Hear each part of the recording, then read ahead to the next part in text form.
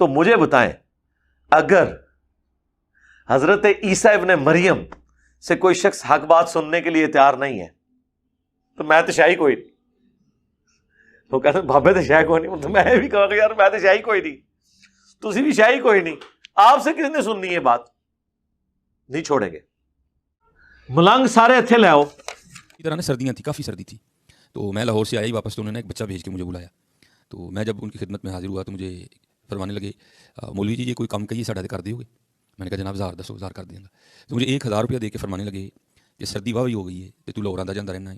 تو لاہور ایک بڑا مشہور مزار ہے بابا چتری والی سرکار. تو مجھے فرمانے لگے سردی بڑی ہو گئی ہے تو بابا چتری والی سرکار ایک مجذوب بیٹھا ہے, تو اس کے پاس کچھ چادر نہیں ہے, تو یہ 1000 رکھ لو, یہ چادر تم نے خرید کے نا یہ ان کو چادر دے کے آنی, اور گرم چادر لینی ہے صحیح کمبل ٹائپ. تو آپ کو پتہ ہے حضرت جی یہاں سے اگر آپ خریدنے جائیں تو آپ کو 1000 کی تو سادی سی چادر بھی نہیں ملے گی. تو لیکن لاہور میں ایک بڑا اچھا آپشن موجود ہے لنڈے کا.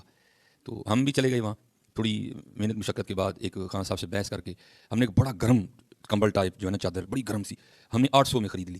تو کیونکہ ایک اللہ کے ولی نے لینی تھی تو ہم نے پھر کیا کیا, وہ مدرسے آ کے نا ہم نے اس کو 3 پانیوں سے پاک کیا, ٹھیک ہے, اس کو خشک کیا. دن سردیوں کے تھے ذرا اس میں خشک ہوتے بھی ٹائم لیا, بہرحال وہ خشک ہو ہی گئی. تو اب آگے مرحلہ تھا ان بزرگوں کو چادر دینے کا. تو ہم چلے گئے مزار پہ. تو جب ہم مزار پہ گئے نا تو اللہ جل شانہ کی کرنی ایسی تھی کہ اس وقت مزار پہ سوائے ان کے کوئی بھی نہیں تھا, یہاں وہ تھے تو یہاں ہم تھے. تو اب مجھ میں اتنی ہمت نہیں ہوئی کہ میں ان سے پوچھوں کہ حضور تسی مجذوب ہو, کیونکہ ان کی خاموشی میں اتنا روب اور جلال تھا حضرت, اللہ سر انہوں نے اس طرح جو جھکایا ہوا تھا. لیکن مجھ میں نہیں اتنی ہمت ہوئی کہ میں ان سے پوچھوں کہ حضرت تسی مجذوب ہو, لیکن ان کی خاموشی بھی مجھے کہہ رہی تھی کہ ہاں میں ہی مجذوب ہوں. لیکن میں نے پھر بھی انتظار کیا چلو کوئی بندہ ملے تو اسے پوچھ کے نا تو پھر ہی کچھ کرتے ہیں.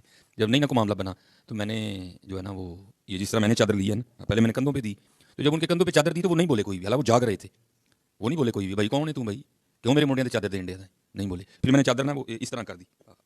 تو میں اپنی تسلی کر کے جب میں جانے لگا نا تو پھر انہوں نے پیچھے سے میری قمیض پکڑ لی اور مجھے مخاطب کر کے کہتے ہیں مولوی جی چادر تے دے چلے ہو 200 بھی تے دے کے جاؤ نا, چادر تے دے چلے ہو 200 بھی تے دے کے جاؤ نا. بار بار کہتے ہیں کہ قادیانیوں کے سامنے جب ہم ختم نبوت کو ڈسکس کرتے ہیں نا تو وہ ہمارے بزرگ بابوں کی عبارتیں لا کے سامنے رکھ دیتے ہیں. تو تسی تے منہ اڈ کے بہ جاندے ہو نا, تو ہم منہ نہیں اڈتے, اسی کہنے اے بھی تواڈے بزرگ نے ساڈے نہیں, تانوں مبارک ہوے, کول ہی رکھو, سانوں نہیں چاہیے. ساڈا بزرگ ہوا ہے ما ضل صاحبکم وما غوا, تمہارے نبی نہ کبھی بہ کے ہیں نہ کبھی بہرا چلے. تو میرے اس نے پیروں کے نیچے سے زمین نکال دی. اللہ فل سردی تھی لیکن مجھے پسینہ آ گیا. یا قربان جاواں یا اللہ تیرے بندیاں نشانہ تھے, شمع کشتہ کو جلا سکتی ہے موجے نفس ان کی, الہی کیا چھپا ہوتا ہے اہل دل کے سینوں میں. کہاں سے سیالکوٹ 120-30 کلومیٹر کا فاصلہ ہے, لیکن اس کو اتنا پتا تھا کہ اس کو چادر کا 1000 ملا ہے. اس کو اتنا بھی پتا تھا کہ چادر 800 کی آئی ہے. اس کو اتنا بھی پتا تھا کہ 200 اس کی جیب میں ہے. تو پھر قربان جاؤں جن کے غلاموں کا یہ عالم ہے تو پھر ان کا کیا عالم ہوگا. علی بھی مجھے ایک بندہ ملا جس کو علم تھا کہ میرے پاس کتنے پیسے ہیں, میری پتہ نہیں عمر, ہم کتنے بہن بھائی ہیں. وہ ملنگ لگتا, ملنگ سارے اتھے لے آؤ. انہوں اے پتا سی نا وہ سامنے قرآن رکھنا تھا, اس میں سے کوئی ایک کھولنا تھا صفحہ اور کہنا تھا کہ تو ملنگ ہے نا, اللہ کا بندہ ہے نا, تو سب سے پہلے تو اللہ کی کتاب پڑھنا, تجوید سے پڑھ, اور اس کے بعد ترجمہ کر کے منو دس ٹائم قیامت تک کی ساری ملنگڑی نکل جانی سی. یہ جو اس قسم کے واقعات ہوتے ہیں میرے بھائی شیاطین کے ذریعے ہوتے ہیں. شیاطین آپ کو پاسٹ ٹینس کی باتیں بتا سکتے ہیں, مستقبل نہیں بتا سکتے, یہ ذہن میں رکھیے گا. اور مستقبل میں بھی بعض باتیں وہ بتا سکتے ہیں. علم نجوم والی میں نے ویڈیو میں بتایا کہ بعض اوقات شیاطین اچک لیتے ہیں فرشتوں سے اور آ کے نجومیوں کے کان میں ڈالتے ہیں. لیکن ہمیں کیا بتایا گیا, صحیح مسلم میں حدیث ہے, جو کسی نجومی کے پاس گیا 40 دن تک اللہ تعالیٰ اس کی کوئی عبادت قبول نہیں کرے گا. یہ ذہن میں رکھیے گا. اگر ہم جنت میں چلے جائیں تو کیا ہماری شخصیت وہی رہے گی یا بدل جائے گی؟ یہ وہی رہے گی جی.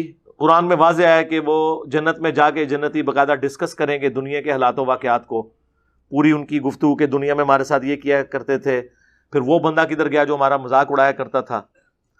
ہمیں دنیا میں ہوش سنبھالنے سے پہلے کی زندگی یاد نہیں ہے, بچپن کی اور پیدائش سے پہلے کی زندگی, لیکن اب جو کچھ ہے نا یہ ہمیں ہمیشہ یاد رہے گا.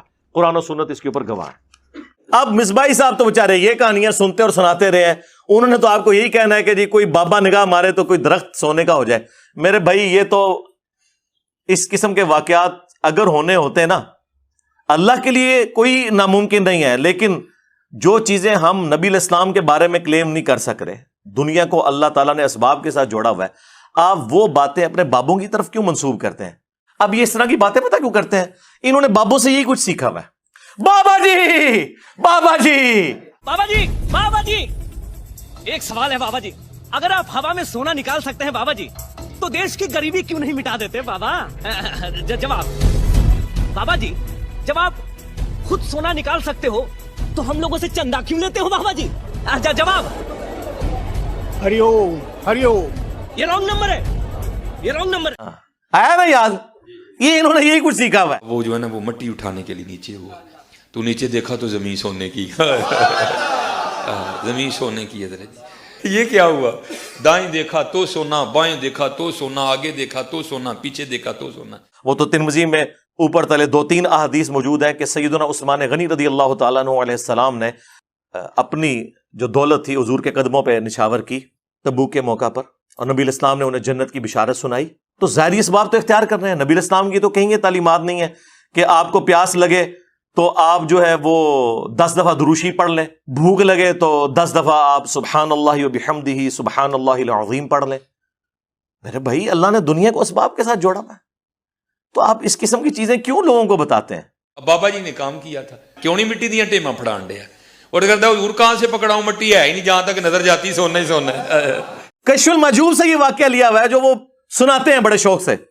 वो कहते हैं कि जी वो हमारे जो पीर भाई है ना, उन्होंने मुझे खुद सुनाया, अली बिन उस्मान हजवेरी साहब के पीर भाई ने उनको ये वाकया सुनाया कि जी जो हमारे मुश्तरका पीर साहब थे ना, अबुल फजल खुतली सिलसिला जुनैदिया में थे वो, तो एक दफा उनकी हजामत बढ़ी हुई थी और उनके पास पैसे नहीं थे। कहने लगे या अल्लाह तेरी नबी की सुन्नत टूट रही है तो मुझे कुछ पैसे अता कर दे। तो वो पीर भाई उनका जो अली अजवेरी साहब को कहानी करवा गया, वो कहता है जी मैं उस वक्त दरख्त के ऊपर चढ़ा हुआ था, ये शहतूत का जो दरख्त है ना उसके लिए, कीड़ों के लिए, वो जो पत्ते इकट्ठे करने के लिए। तो कहते हैं कि मैंने खुद अपनी आंखों से देखा कि जी दरख्त के पत्ते, उसकी टहनियां, और अगली कहानी सुनो, उसकी जड़ भी सोने की होगी। जड़ की तो नजर आती है। और मिसबाही साहब सुनाते हुए कहते हैं हाँ ना, यानी मैं आप वे क्या। हजूर कश्फुल मजूब में लिखते हैं ये फिक्रे उनकी जुबान से तब अदा हुए जब उस दरख्त के नीचे थे जिसके ऊपर मैं चढ़ा हुआ था।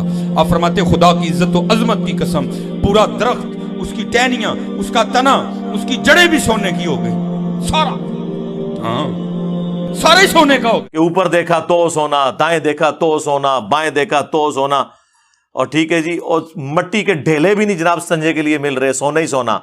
कहानियां ऐनी कहते सारे ही सोने का, सारे सोने का हो गया। तो मेरे भाई सूरह तौबा पढ़े।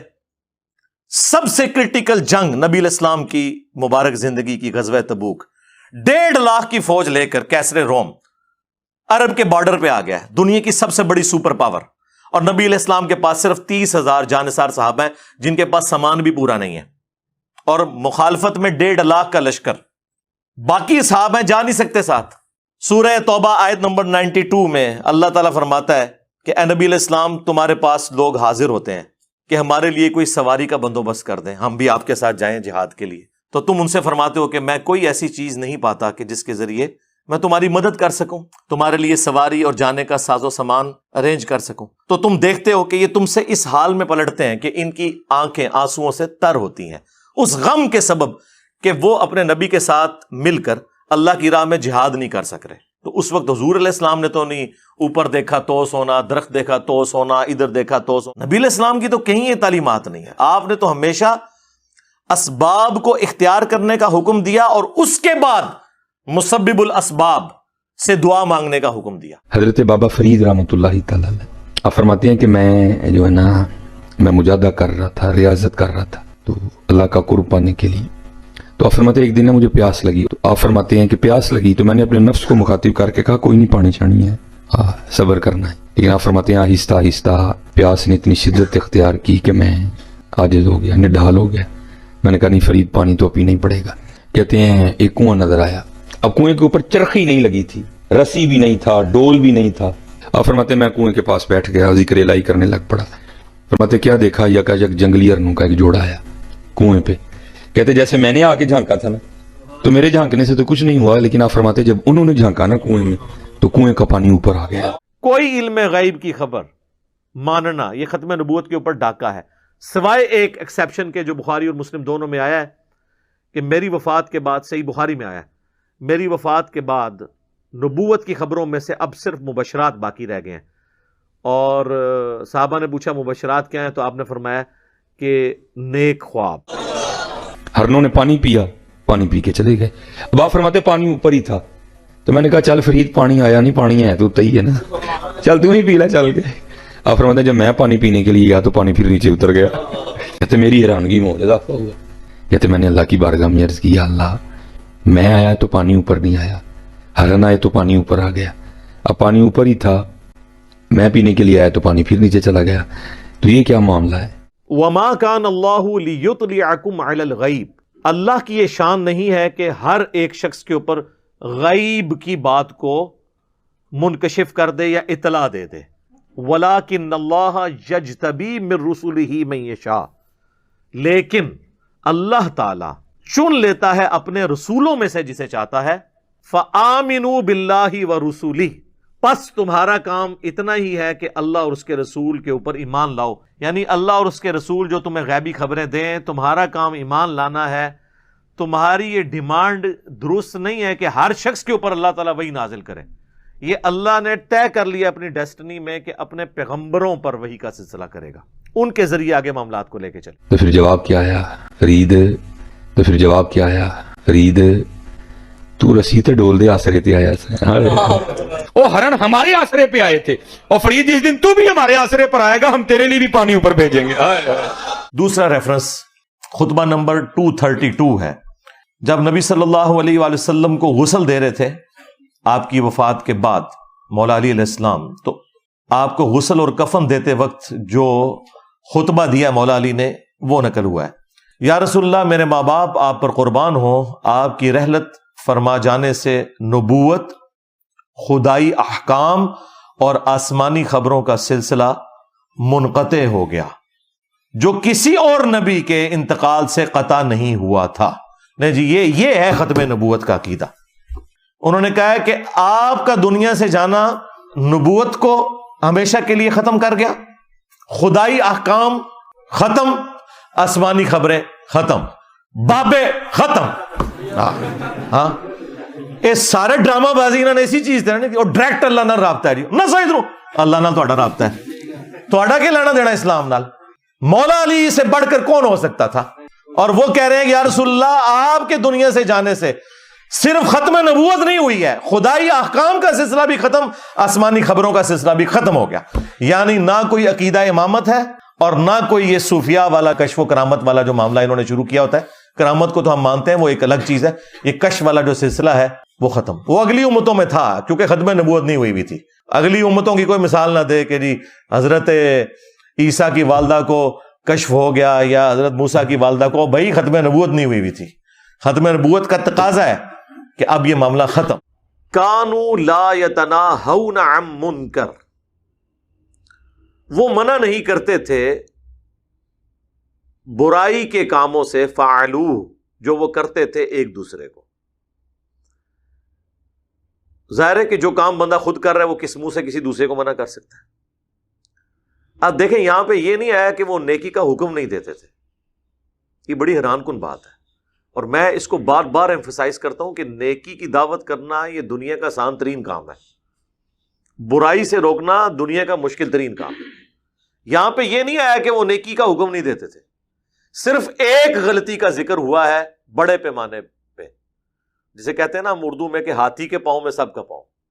سب سے بڑی چیز یہ ہے کہ برائی سے نہ روکنا، تو اس میں امپلائڈ ہے کہ نیکی کا حکم بھی نہیں دیتے ہوں گے، یا اگر وہ نیکی کا حکم دیتے بھی تھے تو وہ کوئی افیکٹو نہیں ہے جب تک آپ برائی سے نہ روکیں. یہی ہمارا تبلیغی جماعت سے بھی اختلاف ہے. وہ کہتے ہیں جی ہم نے اپنی کتاب کا نام فضائل اعمال رکھا ہے، ہم نے صرف لوگوں کو نیک کاموں کی ترغیب دلانی ہے، جب لوگ نیکی کی طرف آئیں گے خود برائی چھوڑ دیں گے. ایسے کبھی نہیں ہوتا، اور پریکٹیکلی نظر بھی آ رہا ہے کہ ہوتا بھی ایسے نہیں ہے. چلے بھی لگ رہے ہوتے ہیں، دودھ میں پانی بھی مل رہا ہوتا ہے. کیوں؟ بھائی نیکیوں پہ زور ہے، اور کہیں تحت الشعور میں یہ بات بیٹھ جاتی ہے کہ قیامت والے دن شاید ہماری نیکیاں اتنی ہو جائیں کہ ہمارے گناہوں کا کفارہ بن جائے. اب یہ بہت سینسٹیو ایشو ہے اس طرح کی سوچ رکھنا، کیونکہ سورۃ البقرہ میں جو 7 یونیورسل ٹروتھ آئے ہیں ان میں سے ایک یہ بھی تھا کہ اگر کسی شخص نے ایک گناہ بھی کیا اور اس گناہ نے اس کا احاطہ کر لیا، وہ مارا گیا قیامت والے دن. اللہ تعالیٰ کسی ایک بڑے گناہ پر جو متواتر کیا جائے ایسی گرفت فرما سکتا ہے کہ اس کی باقی نیکیاں بھی اس کا شاید مقابلہ نہ کر سکے. تو یہ بڑا سینسٹیو ایشو ہے,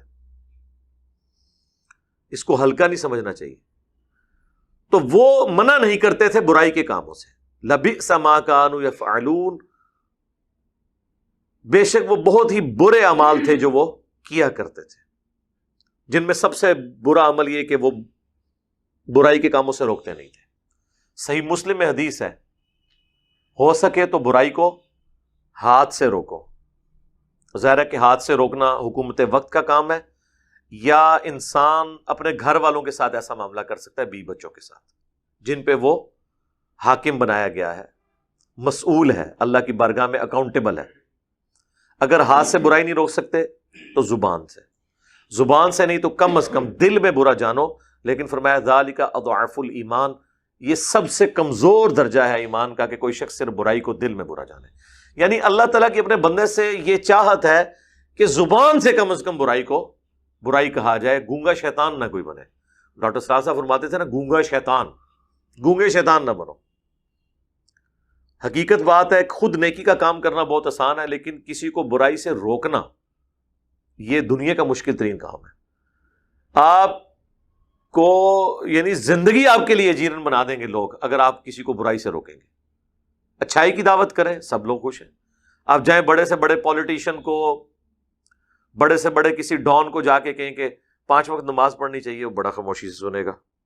لیکن آپ اس کو اگر جا کے یہ کہیں کہ یہ حرام خوریاں چھوڑ دو جو تم گورنمنٹ کے فنڈ کے اندر خرد برد کرتے ہو اور ناحق لوگوں کا مال ہڑپ کر رہے ہو, قیامت والے دن تمہاری پکڑ ہوگی. جناب آپ دیکھیں اس کی چہرے کی تیوری, اور جب موقع ملے گا چھوڑے گا نہیں آپ کو, کیونکہ آپ نے اس کو برائی سے روکا. اور یہ اتنا مشکل کام ہے کہ پیغمبروں کی موجودگی میں بھی, پیغمبروں کے ہوتے ہوئے بھی, اس زمانے کے لوگ جو اللہ کے ماننے والے ہوتے ہیں وہ بھی اس بات کو ایکسپٹ کرنے کے لیے بعض اوقات تیار نہیں ہوتے. حضرت عیسیٰ ابن مریم بنی اسرائیل سے تھے, اللہ نے انہیں مسیحا بنا کر, منجی اور ہادی بنا کر بنی اسرائیل کے لیے بھیجا. یہودیوں کے پاس پروفیسیز موجود تھی کہ ہمارے اندر ایک مسیح آئے گا, وہ آگے چلا گیا, وہ آج تک انتظار میں ہے. اور جب دجال آئے گا نا, وہ ہوگا مسیح الدجال, جھوٹا مسیح, کیونکہ حضرت عیسیٰ بھی مردے زندہ کرتے تھے, وہ بھی مردے کو زندہ کرے گا. لیکن وہ جھوٹا مسیح, عیسیٰ ابن مریم سچے مسیح, وہ اس کو اپنا مسیح مان لیں گے. تو عیسیٰ ابن مریم جب بیت المقدس میں جا کے ان کی غلطیاں ان پہ ہائی لائٹ کرتے تھے, تو بجائے یہ کہ ان کی بات کو قبول کرتے, ان کے کفر کے فتوے انہوں نے جاری کر دیے.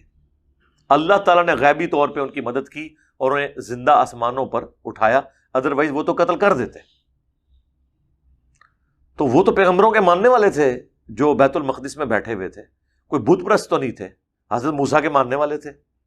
لیکن حضرت عیسیٰ علیہ السلام نے ان کی دم پہ پاؤں رکھ لیا تھا. حرام خوریوں سے, برائیوں سے, پیسے لے کے جھوٹے فتوے دینے سے انہوں نے روکا. انہوں نے کہا جناب کوئی میٹھی میٹھی باتیں کرو, فضائل مال پڑھو, یہ کیا کہہ رہے ہو آپ, یہ تو ہم نہیں سنیں گے.